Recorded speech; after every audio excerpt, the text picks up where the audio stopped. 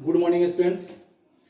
जैसे आप जानते हैं कि आज 8वें वर्ग से हिंदी का सबसे पहला पाठ, जिसे हम प्रथम सीरीज के रूप में मान सकते हैं, यानी कि इसको हम सीरीज 1 में रखेंगे। सीरीज 1 में रखेंगे का मतलब आप समझ रहे हैं कि आप जब भी मेरे YouTube चैनल को ओपन कर रहे हैं तो डायरेक्ट आप ओपन कर सकते हैं। YouTube चैनल पे आप जाके आप सर्च कर सकते हैं हिंदी बाई बालेश्वर सर। तो Hindi by Baleshwar sir class 8 अगर देंगे तो उसमें फर्स्ट सीरीज में ये आपका चैप्टर मिलेगा। इस तरह से जो भी आपका चैप्टर बदलते जाएगा आपका सीरीज के साथ, जैसे आप सीरीज देखेंगे 1 2 3 4 5, जैसे आपका सीरीज चेंज होगा समझिए आपका चैप्टर भी चेंज होगा। तो मैं आप 8वें वर्ग के हैं और 8वें वर्ग के छात्रों को मैं आश्वस्त कर देता हूं कि आप सबसे पहले सीरीज है और आप लगातार लगे रहेंगे तो इससे क्या होगा कि आपको हर तरह का सीरीज जो होगा अपडेट हम करते रहेंगे। और आप जब मेरे चैनल को देख रहे हैं तो आप इसको सब्सक्राइब निश्चित कर लें।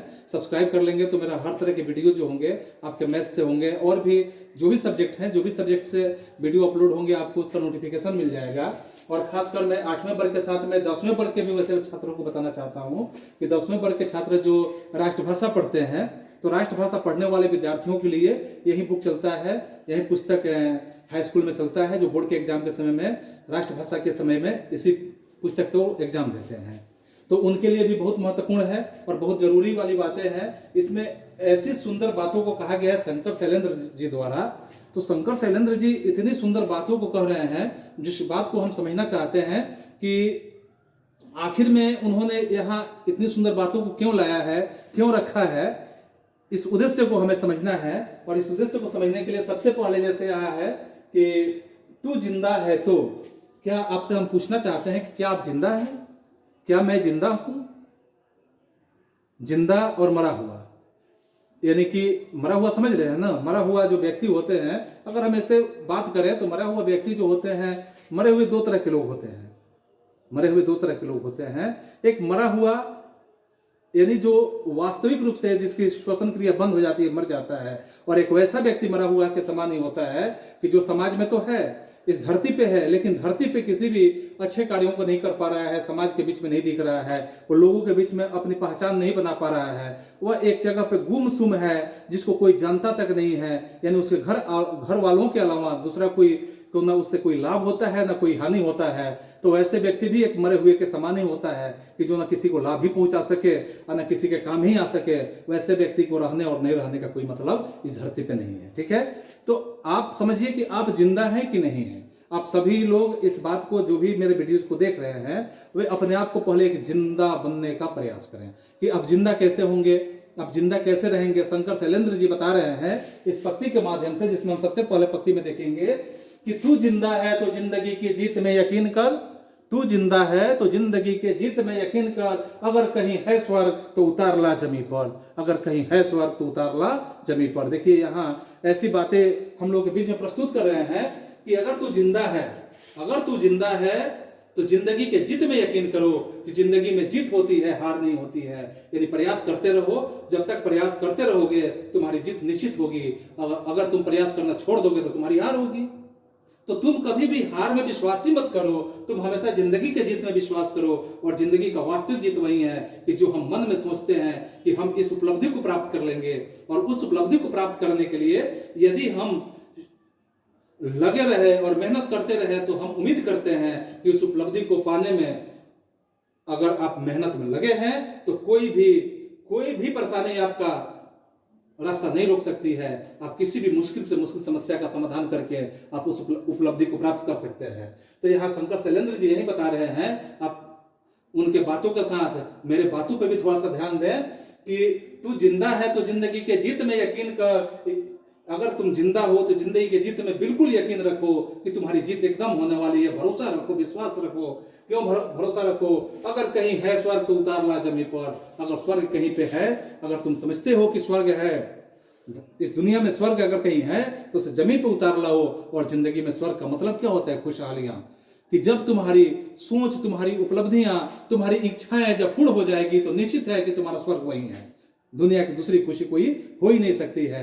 मनुष्य सबसे ज्यादा खुश तब होता है कि जब उसकी सोच पूरी हो जाती है। जैसे ही सोच पूरी होता है, मान के चलिए कि आप 10वीं परीक्षा के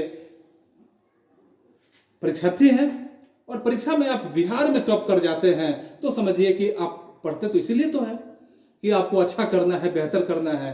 तो आपको कितनी खुशी होगी, आप समझेंगे कि स्वर्ग ही मेरे धरती पे पहुंच गया है। तो इस तरह से छात्रों ये बात याद रखो कि अगर जिंदा हो तो जिंदगी के जीत में यकीन रखो। अगर स्वर्ग भी कहीं पे समझ में आता है तो उसे जमीन पे उतार लाओ कि वह स्वर्ग भी जमीन पे आ जाएगा। ये गम के और 4 दिन, सितम के और 4 दिन, ये गम के और 4 दिन, ये गम जो होता है दुख, दुख समझते हैं ना, ये दुख के 4 दिन होते हैं, सितम के भी 4 दिन होते हैं। ये गम के और 4 दिन, सितम के और 4 दिन, ये दिन भी जाएंगे गुजर गुजर गए 1000 दिन। ये 4 दिन क्या बहुत दिन रहने वाला है? आपका तो हजारों दिन गुजर गया। और हजारों दिन जब गुजर गया तो 4 दिन जो समस्याएं, बहुत लोग ऐसे होते हैं कि मुश्किलों में होते हैं और मुश्किलों में समझते हैं कि अब हम ये नहीं कर पाएंगे, और मुश्किल घड़ी में क्या करते हैं कि अपने मूल उद्देश्य को, मूल लक्ष्य को छोड़ देते हैं, राहें भटक जाते हैं, दूसरे राहों में लग जाते हैं। आपको एक उदाहरण हम दे रहे हैं। उदाहरण का स्वरूप आप देख सकते हैं कि मान के चलिए कि कहीं आप पंप सेट जो होता है, पानी निकालने वाला पंप सेट, अगर आप सोच के चले हैं कि 200 फीट पे पानी निकल जाएगा और आप 200 फीट तक उसको गाड़ दिए, नीचे जमीन के अंदर उसको दबा दिए, और 200 फीट के बाद आपको पता चलता है कि नहीं 100 फीट और लगेगा तो पानी निकलेगा, तो आपको और कितना फीट जाना पड़ेगा? 100 फीट जाना पड़ेगा। लेकिन दूसरा बात का उम्मीद रखिए कि आपको पता चले कि यहीं से थोड़ा सा और आगे हम करेंगे तो वहां 200 फीट में निकल जाएगा, तो क्या आपकी चालाकी क्या होगी कि आप वहां 200 फीट उखाड़ के कहीं दूसरे 200 फीट हलाने जाएंगे? तो आपको 200 फीट का काम फिर करना पड़ेगा और यहां पे आपको 100 फीट का काम करना पड़ेगा। तो आपके परिश्रम जो होंगे, जैसे रास्ते बदल जाते हैं, रास्ते बदलने का मतलब तो समझ रहे हैं ना कि आपको फिर से उतना मेहनत करना पड़ेगा जितना मेहनत आप कर चुके हैं। यहां मात्र 100 फीट और मेहनत करेंगे तो आप सफलता को हासिल कर लेंगे, लेकिन वहां पे आपको 200 फीट प्रयास करना होगा।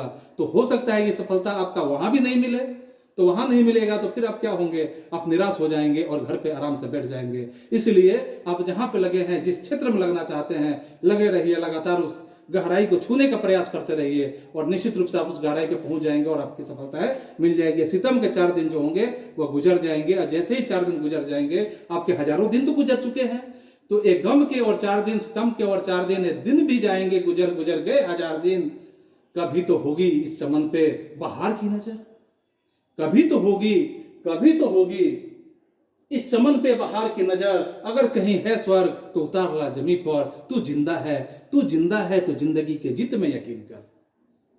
मेरे छात्रों, आप समझ रहे हैं मेरी बातों को कि यदि कहा जाता है कभी तो होगी इस चमन पे बहार की नजर, यानी कि अगर हम वैसे चमन है जहां पे बहारें नहीं है, या सितम से भरा हुआ है, या दुखों से भरा हुआ है, कभी ना कभी तो होगी इस चमन पे भी बहार की नजर, इस बगीचे पे भी, इस बगीचे के पेड़ पे भी बहार की नजर आएगी, खुशियों की नजर आएगी।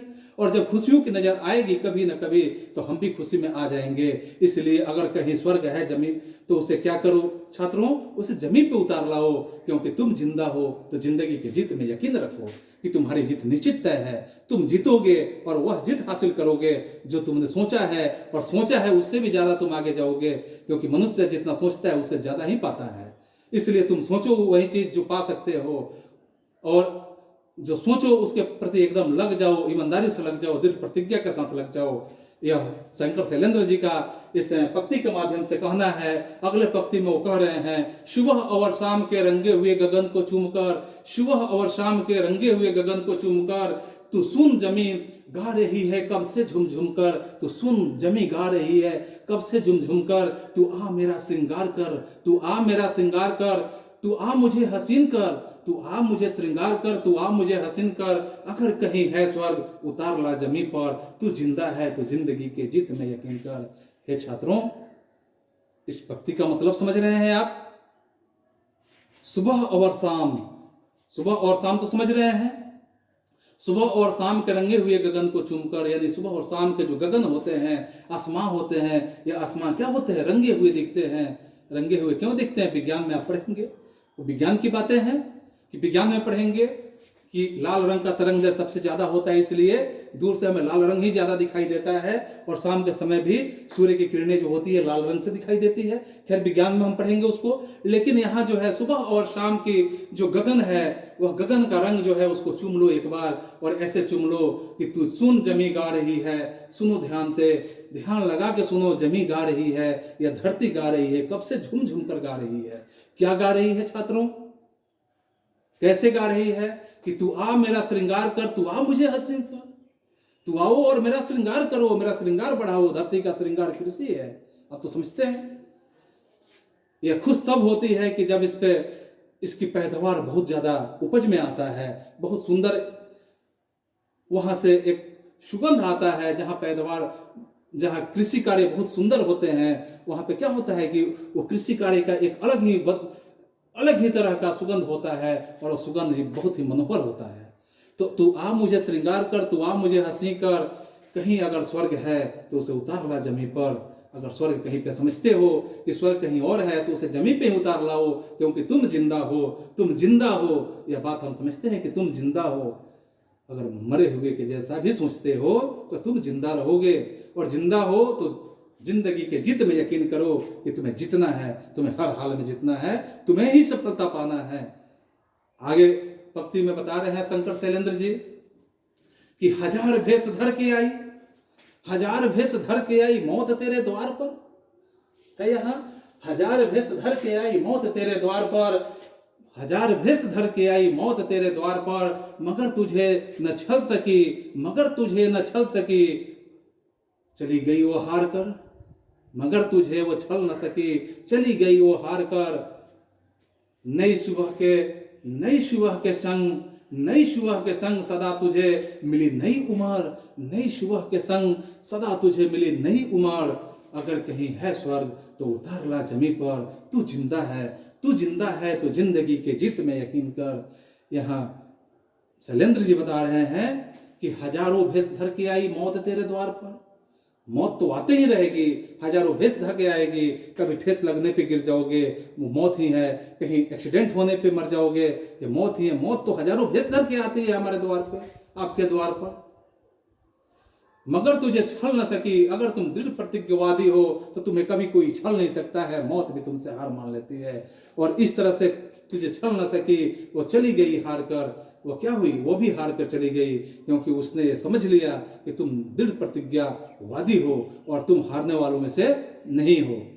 नई सुबह के संग सदा तुझे मिली नई उम्र। जैसे तुम नए सुबह में जगते हो तो समझो कि नए सुबह में जगने के बाद तुम्हारी एक नया उम्र मिलता है, एक नया जोश मिलता है, एक नया खरोश मिलता है, एक नए ढंग से काम करने की कार्यशैली मिलती है। तो नए सुबह के साथ हमें मिली नई उम्र, तुझे मिली नई उम्र। अगर तू जिंदा है, यदि तुम जिंदा हो तो जिंदगी के जीत में यकीन करो कि जिंदगी का जीत यही है, क्योंकि स्वर्ग अगर कहीं पे है तो उसे जमीन पे उतार कर लाने का प्रयास करो।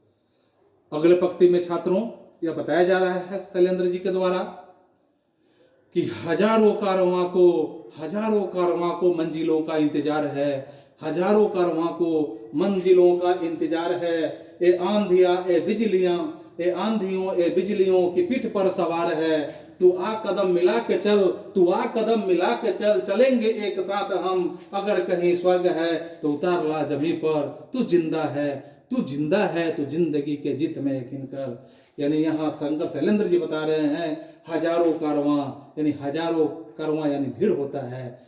भीड़ समझते हैं, हजारों की भीड़ में मंजिलों का इंतजार है। यानी जब तुम मंजिल पा लेते हो तो सारी भीड़ तुम्हारे पीछे आ जाती है। तुम तब तक भीड़ के हिस्से होते हो, तुम तब तक भीड़ बने होते हो, खुद भीड़ बने रहते हो जब तक तुम्हारी मंजिलें नहीं मिलती है। लेकिन जिस दिन तुम्हारी मंजिलें प्राप्त हो जाती है, हजारों की संख्या में जो कारवां होता है, यानी कि मंजिलें पाने के बाद हमारे कारवां जो होते हैं, जो भीड़ होते हैं, हमारे पीछे चले आते हैं, क्योंकि आंधियों या बिजलियों की पीठ पर सवार है। ये आंधियों ये बिजलियों की पीठ पर सवार है, यानी कि आंधियां है, ये बिजलियां है, ये सब के पीठ पर ये सवार है। तू आ कदम मिला के चल, अगर चलना है तो तू आ कदम मिला के चल, तू आ कदम मिला के चल, चलेंगे एक साथ हम। अगर तू कदम से कदम मिलाकर चलोगे तो तुम्हारे साथ चलने के लिए हम भी तैयार हैं। तू आ कदम मिला के चल, चलेंगे एक साथ हम। तू आ कदम मिलाकर चल, चलेंगे एक साथ हम। अगर कहीं है स्वर्ग तो उतार ला जमी पर, तू जिंदा है तो जिंदगी के जीत में यकीन कर। अगर तुम जिंदा हो तो जिंदगी के जीत में यकीन करो। अगर स्वर्ग भी कहीं है तो उसे जमी पे उतार कर ला सकते हो। शंकर शैलेंद्र जी नेक्स्ट पंक्ति के माध्यम से, अगली पंक्ति के माध्यम से फिर हमको संबोधित करना चाह रहे हैं। क्या कहना चाह रहे हैं? जमी के पेट में पली अगन पले हैं जल जले। जमी के पेट में पली अगन पले हैं जल जले। टिके न टिक सकेंगे भूख, टिके न टिक सकेंगे भूख के। रोग के स्वराज्य ए, रोग के स्वराज्य ए। मुसीबतों के सर कुचल, चलेंगे एक साथ हम। अगर कहीं है स्वर्ग तो उतार ला जमी पर, तू जिंदा है तो जिंदगी के जीत में यकीन कर। यानी कि यहाँ शंकर शैलेंद्र जी के माध्यम से यह बात फिर बताने की प्रयास की जा रही है छात्रों कि जमी के पेट में अगन पले हैं जल जले। जमी के पेट में भी अगन है, यहाँ जल जले ही पले हुए हैं। जल जले तो समझ रहे हैं आप, जल जले ही पले हुए हैं। टिके न टिक सकेंगे भूख रोग के स्वराज्य। यानी ये भूख जो है स्वराज्य का भूख, यानी अपना राज्य होने का भूख जो मनुष्य के अंदर समाया हुआ रहता है, वह कभी रोकने से रुक नहीं सकता है। मुसीबतों के सर कुचल, चलेंगे एक साथ हम। जो भी मुसीबतें आएंगी, यानी जब हमारा देश गुलाम था उस समय लिखा गया है कविता कि जो भी मुसीबतें आएगी उस मुसीबतों के सर कुचलने के लिए हम चलेंगे, एक साथ चलेंगे। और एक साथ जब तैयार होंगे तो हर मुसीबतों का सर हम कुचल के आगे बढ़ जाएंगे। कोई भी मुसीबतें हमें रोकने के लिए आगे नहीं रोक पाएगा, और रोकने का प्रयास करेगा तो कुचला जाएगा। इस तरह से फिर बता रहे हैं कि अगर कहीं स्वर्ग है तो उसे उतार लाओ जमी पर, क्योंकि तुम जिंदा हो, तुम जिंदा हो। मुझे भरोसा है कि तुम जिंदा हो तो जिंदगी के जीत में यकीन रखो कि जिंदगी की जीत तुम्हारी निश्चित होगी। यह जीत होनी तय है। अगले पंक्ति में फिर और अंतिम पंक्ति है यह, जिसमें शंकर शैलेंद्र जी बता रहे हैं, बुरी है आग पेट की बुरे हैं दिल के दागे। बुरी है आग पेट की बुरे हैं दिल के दागे। न दब सकेंगे एक दिन बनेंगे इनकलाबे। न दब सकेंगे एक दिन बनेंगे इनकलाबे। गिरेंगे जुल्म के महल, गिरेंगे जुल्म के महल, बनेंगे फिर नवीन घर। गिरेंगे जुल्म के महल, बनेंगे फिर नवीन घर। अगर कहीं है स्वर्ग तो उतार ला जमीन पर, तू जिंदा है, तू जिंदा है तो जिंदगी के जीत में यकीन कर।